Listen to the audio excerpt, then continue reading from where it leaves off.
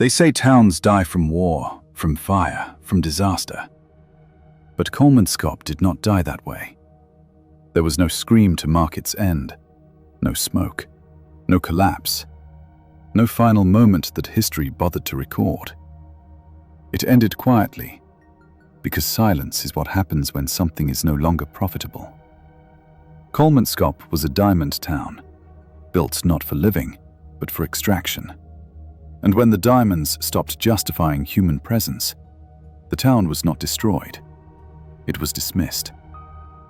What you are about to hear is not the story of ruins. It is the story of abandonment done efficiently, cleanly, and without regret. Because the most disturbing endings are never violent. They are orderly. And Kolmanskop was ended with perfect order. Kolmanskop was never supposed to survive time. It was never meant to grow old. It was designed like a machine, built around a single purpose, to pull wealth out of the ground as fast as possible and move it elsewhere. Early in the 20th century, diamonds were discovered in the Namib Desert, and suddenly an empty stretch of sand became valuable enough to justify human life. German colonists arrived not with dreams, but with calculations. They imported wood, steel, glass, and ambition. They built houses that looked like Europe because comfort made control easier. They installed electricity, rail lines, a hospital, a school, a ballroom, not because the desert deserved them, but because workers functioned better when they believed they were living normal lives. This was not a town born naturally. It was assembled. The layout was efficient. The routines were strict. The air was dry, but the rules were airtight. Every movement was watched. Every pocket inspected. Every person counted. Because diamonds were small and trust was expensive. The desert outside was hostile, but the system inside was colder. People lived well by colonial standards. They ate imported food. They listened to music. They danced under chandeliers while sandstorms waited beyond the walls. But nothing here was permanent.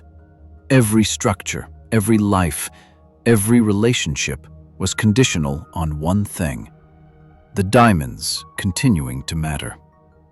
And slowly, quietly, that condition began to fail.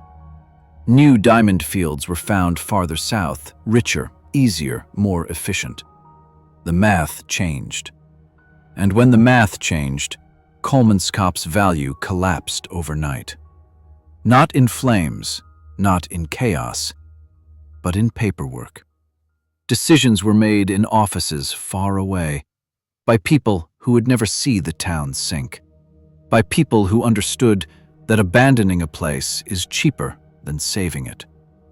And so, Kolmanskop entered the most dangerous phase of its existence. Not decline, not disaster, but irrelevance. There was a moment when Kolmanskop stopped being a town and became a system, and the people inside it stopped being residents and became components. This part of the story is not about buildings or diamonds. It is about those who were pulled here because the system required bodies. One of them was a woman. She did not arrive chasing fortune. She arrived because the town demanded labor, because the company offered stability, because leaving somewhere else felt riskier than staying here. She worked, she followed rules. She learned which streets were watched and which doors were never truly private. She understood that this place did not belong to its people. It belonged to profit.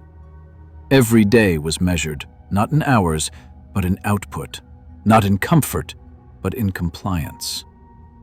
The town provided everything: food, medical care, entertainment, but nothing was free.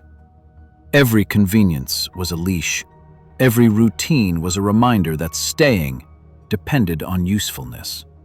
Relationships here were temporary because no one planned futures in a town that could be erased by accounting. She watched neighbors disappear quietly, Contracts ended, positions dissolved, no farewell, no explanation, just absence. She understood then that Kolmanskop did not reject people.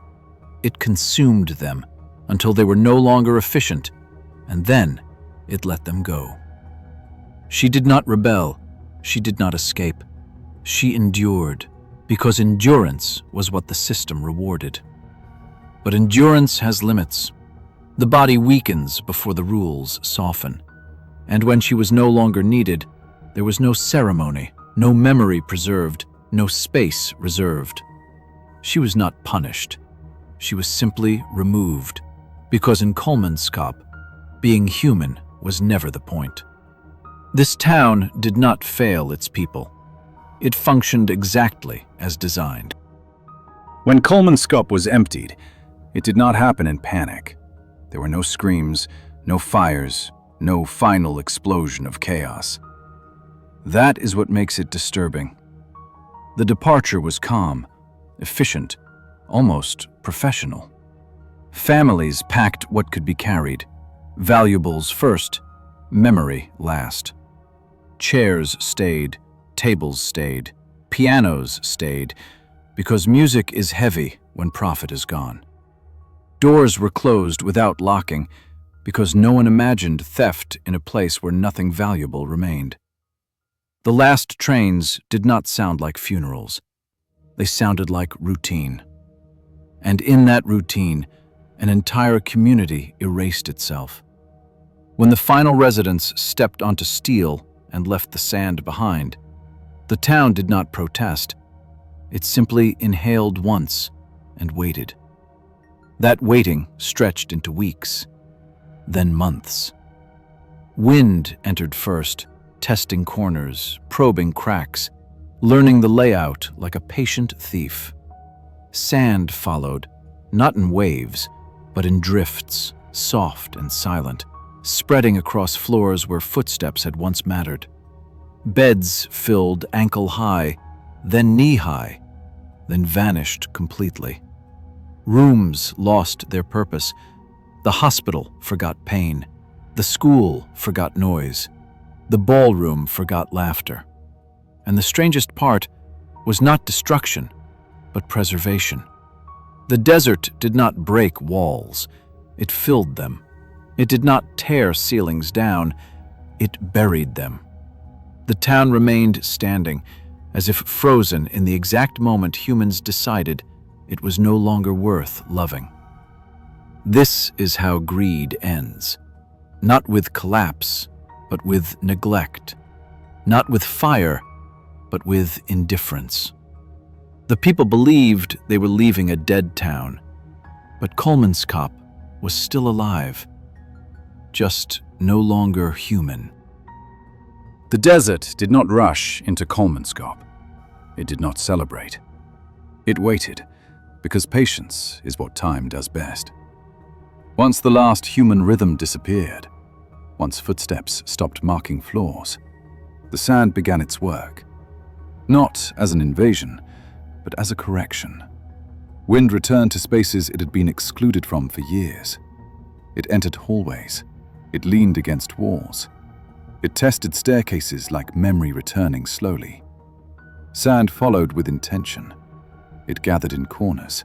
It climbed beds. It rested on tables. It filled rooms gently, as if respecting their shape before erasing their purpose. This was not decay. This was replacement. Furniture became landscape.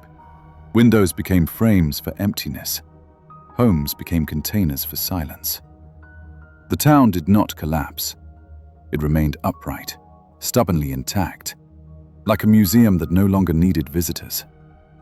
Everything humans built to resist the desert became evidence of how temporary resistance always is. The chandeliers still hung. The wallpaper still clung. The floors remained level. But none of it mattered anymore, because meaning had left first. Kolmanskop became a place where time stopped recording events. There was no tragedy happening here anymore. No suffering, no conflict, just continuation. The desert did not hate this town. It had simply outlived the reason it existed. And in that quiet endurance, Kolmanskop became something more disturbing than ruins.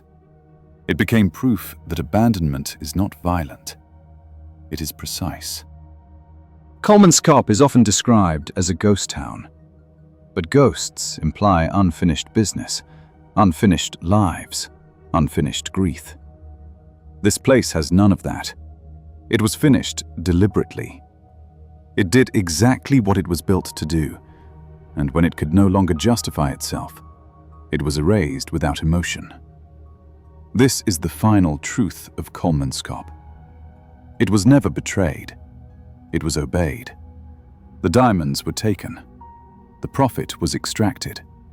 And when the ground stopped offering value, the humans followed the same logic they had imposed on everything else.